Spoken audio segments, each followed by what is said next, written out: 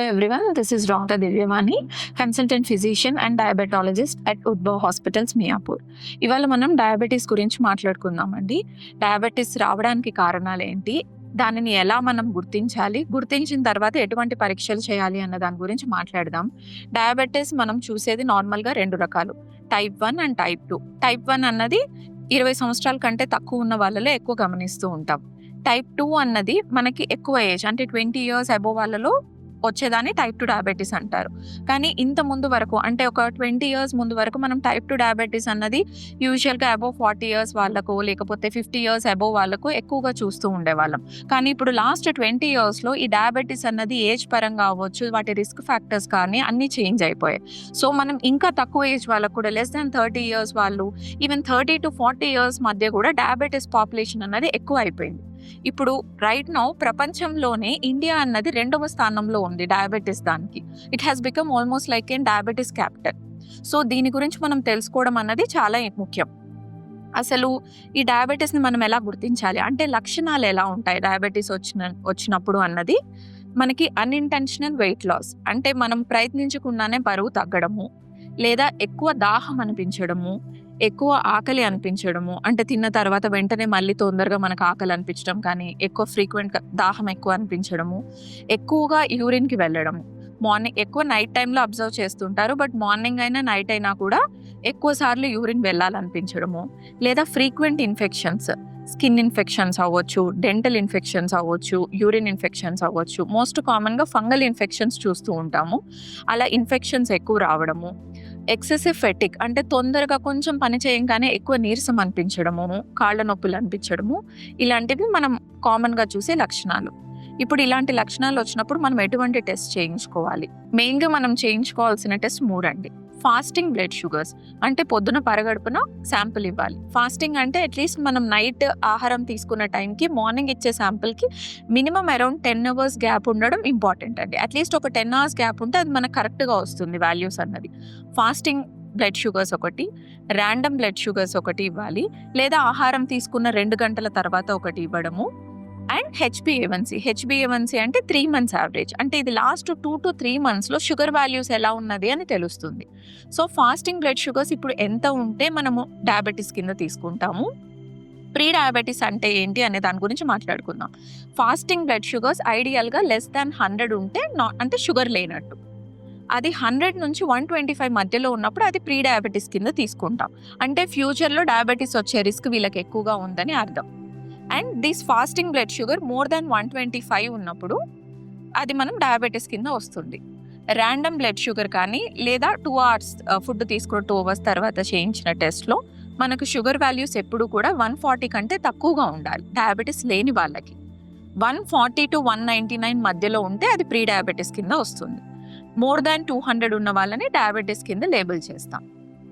Next హెచ్బిఏవన్సీ. ఈ హెచ్బిఏవన్సీ అన్నది less than 5.7 is normal, అంటే డయాబెటీస్ లేనట్టు. 5.7 నుంచి 6.4 వరకు మనం ప్రీ డయాబెటీస్ కింద తీసుకుంటాం. 6.5 అండ్ అబోవ్ ఉంటే ఇట్స్ డయాబెటీస్.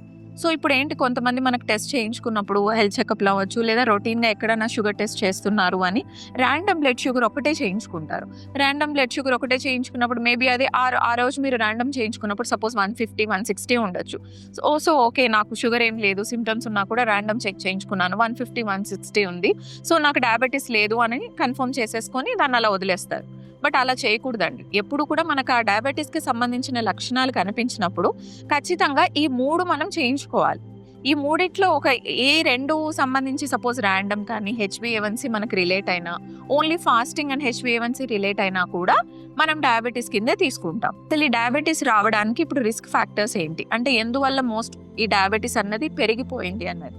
దీంట్లో 2 రకాలు ఉంటాయండి, modifiable risk factors and non modifiable risk factors. Modifiable risk factors అంటే మన చేతితో మనం వాటికి చేంజ్ చేసుకోవచ్చు. నాన్ మోడిఫైబుల్ అంటే మన చేతిలో లేనివి. Non modifiable risk factors example అనుకోండి, జెనెటిక్ ఫ్యాక్టర్స్ అవ్వచ్చు, ఏజ్ అవ్వచ్చు, జెండర్ అవ్వచ్చు.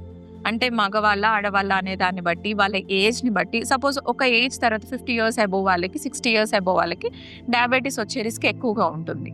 అండ్ జెనెటిక్ పరంగా కూడా ఫ్యామిలీ హిస్టరీ ఉండడము, అవి మన చేతిలో లేనివి, వాటిని నాన్ మోడిఫైబుల్ రిస్క్ ఫ్యాక్టర్స్ అంటారు. ఇప్పుడు మోడిఫైబుల్ రిస్క్ ఫ్యాక్టర్స్ ఏంటి? సపోజ్ ప్రీ డయాబెటీస్ అని మనకు డయాగ్నోజ్ అయింది. ఇవి మోడిఫై చేసుకుంటే మనం అది నాన్ డయాబెటిక్ రేంజ్లోకి తెచ్చుకోవచ్చు. అంటే ప్రీ డయాబెటీస్ నుంచి, అంటే షుగర్ వచ్చే ఛాన్స్ నుంచి మనం ఆ రాని కేటగిరీలోకి వెళ్ళిపోవచ్చు. సో అప్పుడు వాటిని మోడిఫైయబుల్ రిస్క్ ఫ్యాక్టర్స్ అంటాం. అవి ఏంటి? లైఫ్ స్టైల్ చేంజెస్, మెయిన్గా ఒబెసిటీ. మోస్ట్ కామన్గా ఇప్పుడు మనం ఒబెసిటీ పెరిగిపోవడం చూస్తున్నాం because of life style. Decreased activity అంటే ఎక్కువ ఫిజికల్ యాక్టివిటీ లేకపోవడం, ఎక్సర్సైజ్ లేకపోవడం, సెడెంటరీ లైఫ్ స్టైల్, ఎక్కువ కూర్చొని వర్క్ చేయడం వల్ల. So physical activity important. At least వారంలో ఒక 5 రోజులైనా కూడా రోజుకి 30 నుంచి 40 నిమిషాల వరకు ఫిజికల్ యాక్టివిటీ ఉండడం important. So physical activity is one of the most important thing. Second thing ఏంటి? బిఎంఐ అంటారు, మన బాడీ మాస్ ఇండెక్స్. అది మన హైట్, వెయిట్ని బట్టి మనం ఈ బాడీ మాస్ ఇండెక్స్ అనేది ఇంతలో ఉండాలి హెల్దీ పర్సన్కి అని మనకు చెప్తుంది అనమాట. సో అది క్యాలిక్యులేట్ చేసినప్పుడు మనకి నార్మల్గా ఎప్పుడు నార్మల్ రేంజ్ అంటే లెస్ దాన్ 22.5 ఉండాలి. బట్ మోర్ దాన్ 25 అన్నది మనకి ఒక రిస్క్ ఫ్యాక్టర్. అది బాడీ మాస్ ఇండెక్స్ అన్నది బిఎంఐ అంటారు. అది మనకి 25 కంటే ఎక్కువ ఉన్నప్పుడు అది ఒక రిస్క్ ఫ్యాక్టర్ లాగా అవుతుంది మనకి డయాబెటీస్.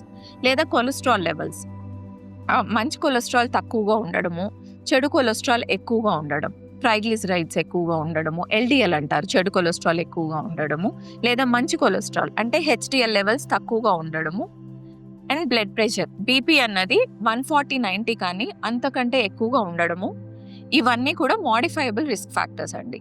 కాబట్టి మనం ఎప్పటికప్పుడు కూడా ఇవన్నీ చెక్ చేసుకుంటూ, సో మనకు ఆ డయాబెటీస్ రిలేటెడ్ లక్షణాలు కనిపించినా, లేదా రిస్క్ ఫ్యాక్టర్స్ కేటగిరీలో మనం ఉన్నామని అనిపించినా, లేదా ఆ టెస్ట్లు చేయించుకున్నప్పుడు మనకి ఏదైనా వాల్యూస్ అబ్నార్మల్గా అనిపించినా కూడా అవి మనం వెంటనే టెస్ట్ అవన్నీ కూడా చేయించుకొని డాక్టర్ని కలవడం ఇంపార్టెంట్.